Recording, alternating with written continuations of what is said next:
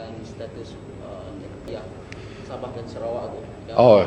Yang telah diumumkan oleh Yang Amat Berhormat Perdana Menteri. Memang saya setuju dan mengalu-alukan pandangan dan Yang Amat Berhormat Perdana Menteri, kerana kalau kita melihat secara lebih mendalam, memang Sarawak dan Sabah tidak dapat dikategorikan sebagai negeri seperti negeri-negeri lain di Tanah Melayu.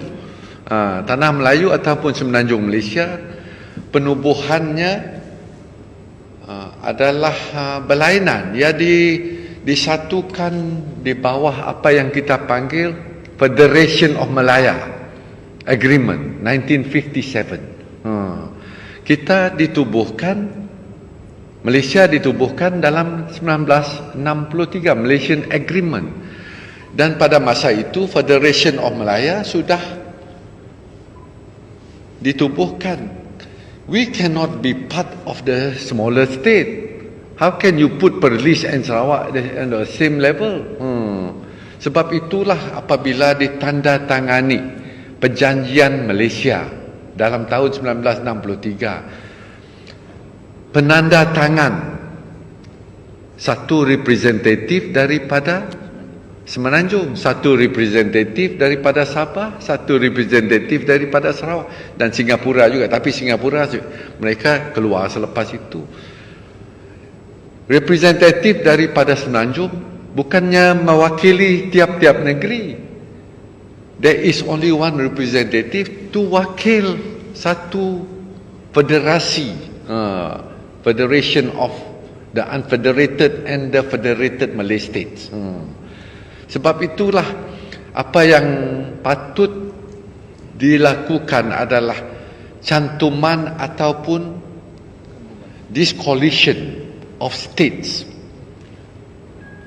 Sabah and Sarawak cannot be treated as just another state like states in Malaya.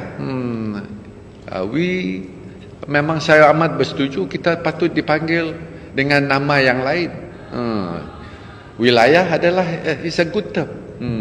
Tapi walau bagaimanapun federal government satu hari nanti terpaksalah atur sedikit perlembagaan Malaysia itu supaya perkara-perkara ini dapat dimaktubkan dalam artikel-artikel dalam perlembagaan Malaysia supaya ia dapat memberi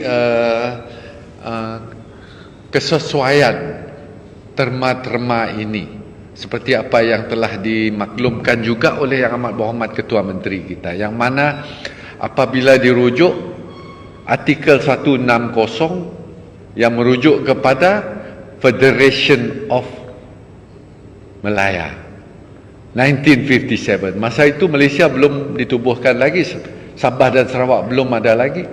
So that is the definition in the Federal Constitution. You have to amend that. Banyaklah yang perlu di-amend dalam perlembagaan Malaysia supaya tidak menimbulkan kekeliruan terhadap status. Tapi saya amat setuju dengan pandangan Yang Amat Berhormat Perdana Menteri dan terima kasih kepada beliau. Dan apabila Sarawak dilihat sebagai dan Sabah dilihat sebagai satu wilayah, it cannot be treated. You cannot call it the federation seperti ataupun federasi seperti dahulu. I look at it as a confederation. Confederation means federation of Malayan state together with Sabah and Sarawak. Confederation. Okay. Membuat wilayah bahasa Malaysia. Yeah. What is territory, right?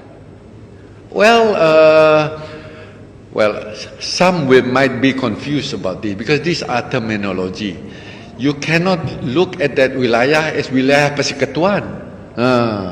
Kalau wilayah persekutuan, I know who is that politician from Sarawak, Bun kan? He did come up with this comment, be careful, takut kita dianggap makin kecil. Well, I ask him, belajar bahasa Malaysia sikit lah. Look into the terminology. Janganlah bila kita dilihat sebagai wilayah, and you look at us as wilayah persekutuan. No, it's not wilayah persekutuan. There's the big difference between wilayah persekutuan and wilayah. Yeah. So ini terminologi kita pakai English. Kita pakai I fully agree to wilayah, but then our federal constitution has got to be amended to incorporate that, incorporate Sabah and Sarawak as a wilayah, and not as a state. Probably article 1 ke article 2, we'll have to slightly amend it lah. Yeah. Clear interpretation of To have a clear interpretation of Sabah and Sarawak as a region and not as a state. Yeah. Okay. region or territory.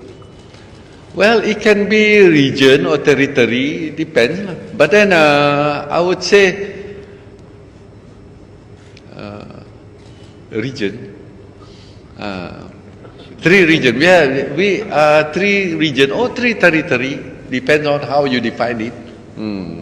But the facts remain. We cannot be on par. We cannot be seen as the same as the other states in Malaya. We look at Malaya as one region or one territory, Malaya, ataupun Semenanjung. Then Sabah and Sarawak. Yeah. It's a confederation of 3 region or 3 territory. Yeah. Okay? Ada yang lain? Okay. Ya, terima kasih.